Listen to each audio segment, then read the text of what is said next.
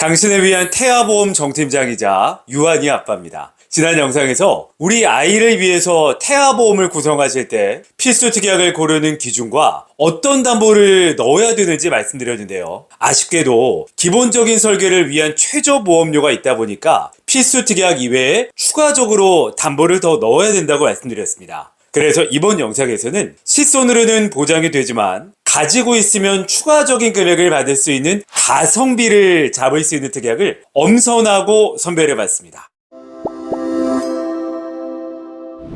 자, 먼저 진단비 부분에서는 골절 진단비와 화상 진단비를 넣는 걸 추천드립니다. 저도 15개월 된 아이를 키우다 보니까 사고는 한순간이더라고요. 아기에게 잠깐 한눈 파는 사이 어떤 일이 발생할지 아무도 모르잖아요. 아기들은 부주의하고 미성숙하기 때문에 사고에 노출될 위험이 성인보다 훨씬 높습니다. 골절 진단비나 화상 진단비는 다치면 실손해서 치료비가 나오긴 하지만 추가적으로 보험금을 더 받을 수 있는 특약인데요. 먼저 골절 진단은 이가 부러진 것도 골절입니다. 그리고 실금이 간 것도 골절이에요. 어린 나이 때는 받을 가능성이 높은 담보고요. 화상 진단비도 아이들 다치다가 사고가 종종 발생하기도 하잖아요. 근데 아셔야 될 건 모든 화상을 보장하는 건 아닙니다. 침재성 2도 이상의 화상으로 진단 확정된 경우에 가입 금액을 지급합니다. 침재성 2도 이상의 화상은 얕은 화상은 아닙니다. 표피의 전층과 진피의 상당 부분이 손상돼야 되거든요. 얕은 화상은 아니지만 우리 아이들은 피부가 약하고 부주의하기 때문에 구성하는 걸 추천드립니다. 그리고 화상과 관련해서 추가적으로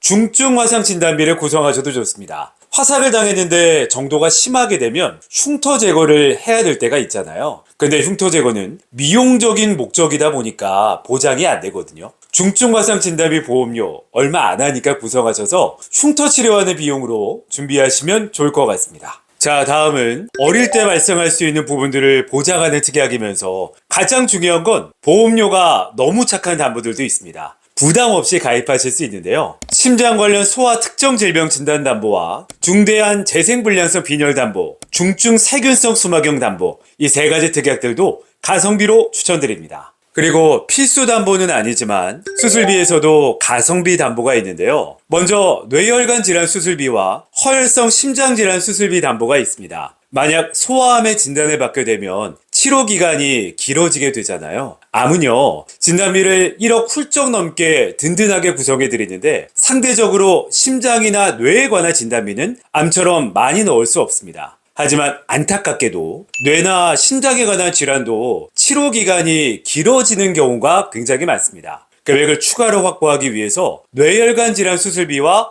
허혈성 심장 질환 수술비 담보가 필요할 수 있습니다. 만약 수술비 특약을 2천만 원으로 설정하시게 되면 수술할 때마다 2천만 원을 받을 수 있는 게 수술비 특약입니다. 뇌와 심장 치료에 금액을 좀 더 확보하기 위해서 넣어주시면 좋겠습니다.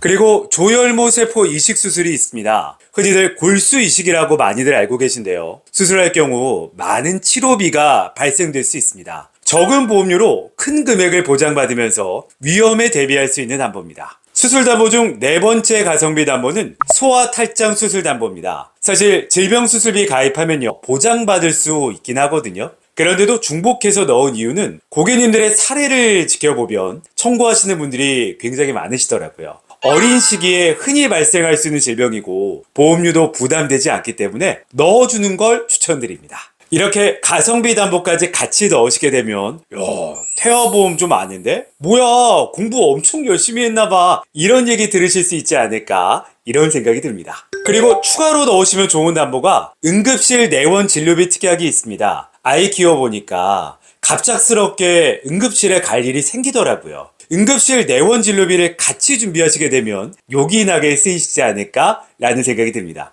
아이가 어느 정도 커서 잔병 치레가 줄어들면 따로 빼주셔도 되니까요. 어릴 때는 넣어주는 걸 추천드립니다. 그리고 마지막은 가족 일상생활 배상 책임 특약입니다. 가족 구성원 중 누구 한 명이라도 실수로 타인의 재물이나 신체에 손상을 입혔을 때 자기 부담금을 제외하고 배상해주는 특약인데요. 가족 일상생활 배상 책임 특약의 큰 장점은 혹시 모를 누수사고까지 보장이 됩니다. 괜찮죠? 부모님들이 가지고 있는 보험 중에 가입이 되어 있다면 따로 준비하실 필요는 없습니다. 미리 가입이 되어 있는지 확인하시고 가입하시면 될 것 같습니다.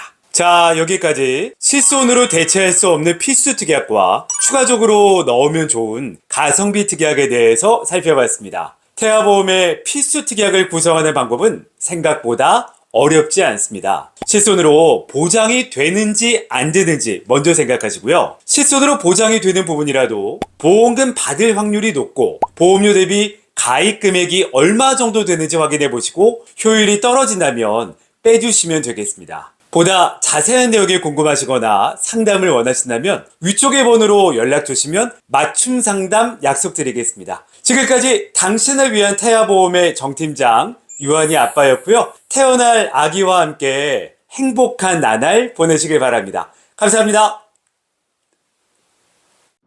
본 광고는 심의 기준을 준수하였으며 유효기간은 심의일로부터 1년입니다.